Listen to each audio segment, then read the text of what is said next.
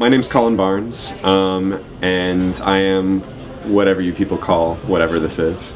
I would have to say that I came to this conclusion after really starting out as someone who didn't care about politics at all, and really cared more about science and engineering.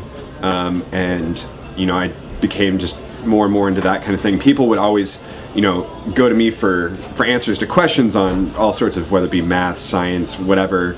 And then they started coming to me with questions on politics. And I was like, I don't know, I don't care about politics.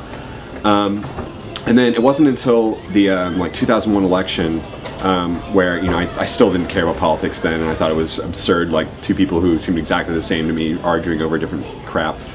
That I started looking into, especially I'd already been looking at economics.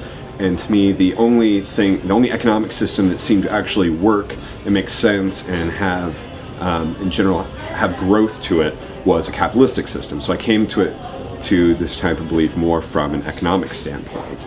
And then, I found it interesting that this was also a system that also was the only one that morally made sense too.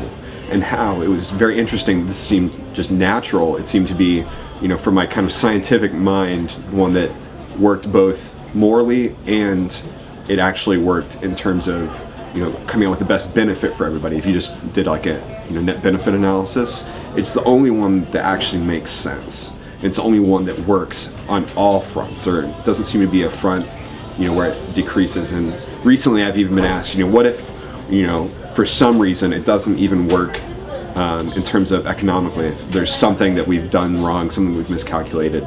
And just from a moral standpoint, I'm also an atheist at this point. I didn't used to be back then, but it's one of the only, I find this to be one of the few things that also defines my morality and how I believe that we should interact as people all together. So all that together kind of came together.